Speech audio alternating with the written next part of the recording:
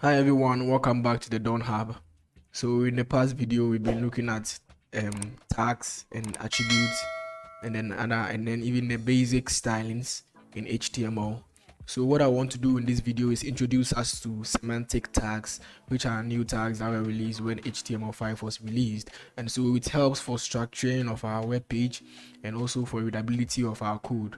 So that will be it's really interesting and it helps us work faster. So if that sounds good to you, why don't you hit on the subscribe button? If you've not, like the video, share and comment down below. Anything that is bothering you, any question that you have, just comment it down below and I'll get back to you. All right, so what I want to do here is list a few of the semantic tags that are available. So I've copied them in my notes and I'll paste it here. Right, so these are the ones I would like to show. There are other ones you can research on them. You can go to W3 schools and find a bunch of them there. So over here I would like to tell you what each of them does. So for this nav, so for the nav, the nav element represents a section of a page that links to other pages or to parts within the page, and it's within the page, okay, and then a section with navigation links. So this one should have anything that has to do with navigation, links and what have you. So inside here you can then define your links. You can then put your anchor tag. Remember we did anchor tags where we can say href and then we'll type in whatever link. The exact link it is https://google.com. right? So this nav, anytime we want to specify a link, we like to put it inside this nav element so that a document or the HTML will be able to structure our code right. So all these things is done because of readability, because of structuring, because of organization, because of search engine optimizations. Okay, that is why we use certain semantic tags. And so I would like to move on to the next one, which is a section.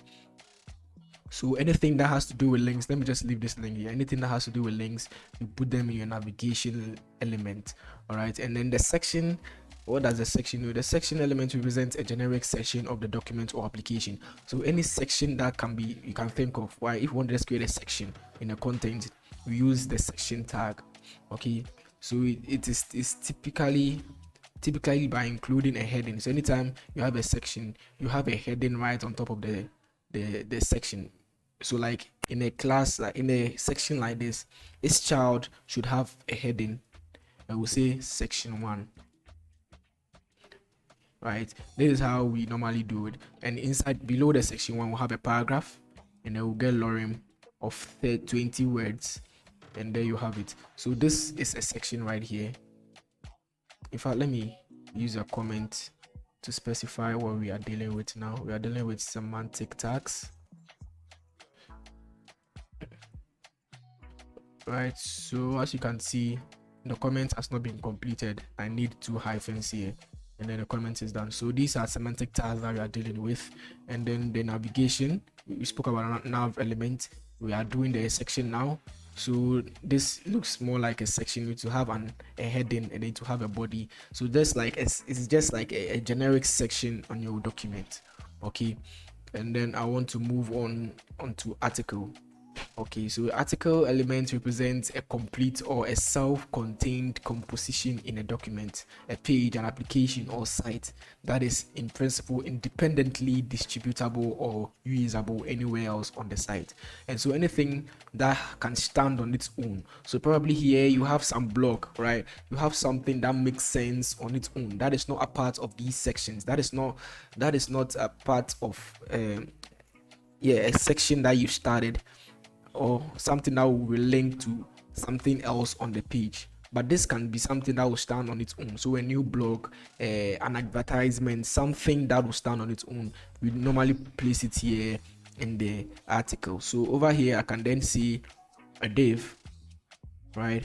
And in a div I'll say what about blogs and other articles. Okay, so that is why we use the article.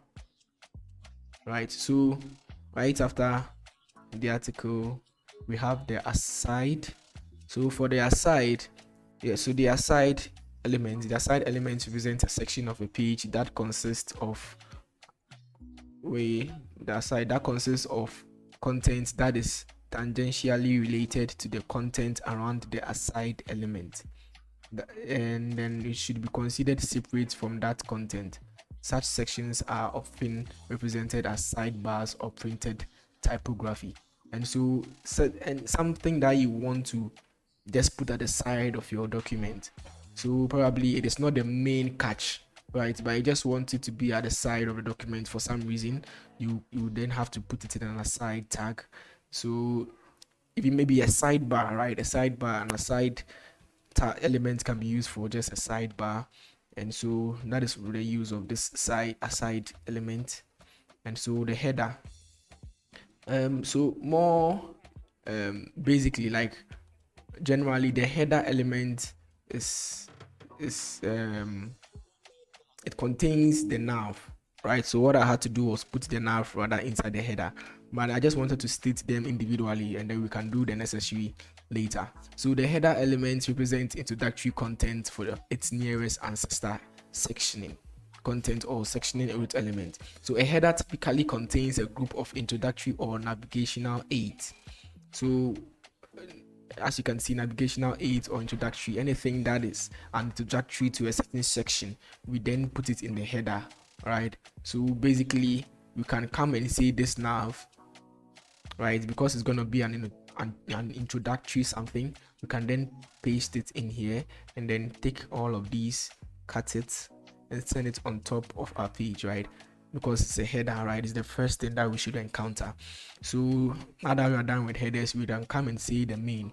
Now the main element represents the main content of the body of a document or application. So the main content area consists of content that is directly related to or expands upon the central topic of a document or central functionality of an application. So this is where the whole thing of your website should go into. Okay, so it actually entails the main content. As we read earlier, it entails the main content. So everything literally goes into the main, and we can have more than one mains, where you can have probably 5 mains in one HTML code. Just that the main should be a main content that we want for a particular section or application. Okay, so inside here we can then come and see that all these other things, these headers, the article, let me cut it, can then go into the main, right? And not leaving the aside, can all go into the main. Aside content, or was I typing? Right, so aside content, you can all go into the main. So the next one we have is the footer. So the footer element represents a footer for its nearest ancestor sectioning, right? The nearest ancestor sectioning content or sectioning root element. So a footer typically contains information about its section, such as who wrote it, the links to related documents, copyright data, and the like. And so our footer is very important. It gives whoever is visiting our website certain information that a person will need on your website. So informations like the copyright. I'll come to that later.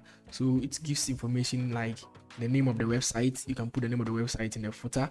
You can put important links to the website, like on the same website, in the footer.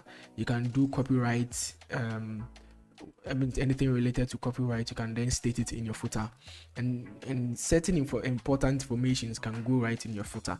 So the footer is also important. I wanted to just say this. I wanted to show you this. It comes with copy.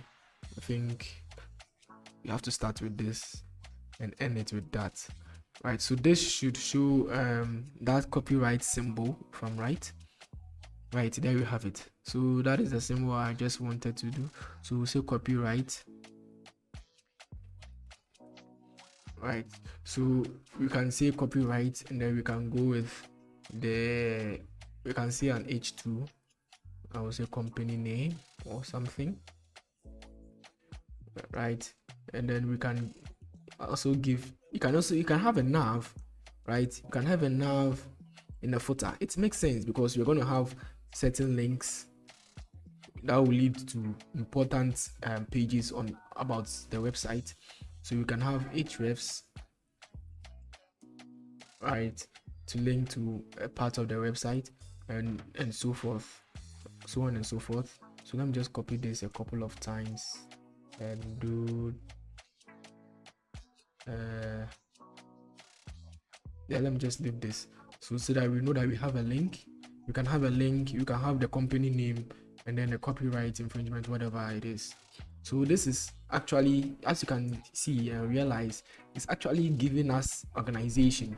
It's putting everything into sections, letting us know what is under which, what comes before what, the headers, what is inside the header, where is a nav, and in the nav we can have links or navigation. Anything that has to do with navigation goes right into the nav. And also we can have the section. The section tag will give us a portion where we can have an H1 or a title to declare what actually this section speaks about, and we can do an article. An article is something that stands on its own and then makes sense without actually affecting the other main content on the site. All right, so I have listed a couple of semantic tags here.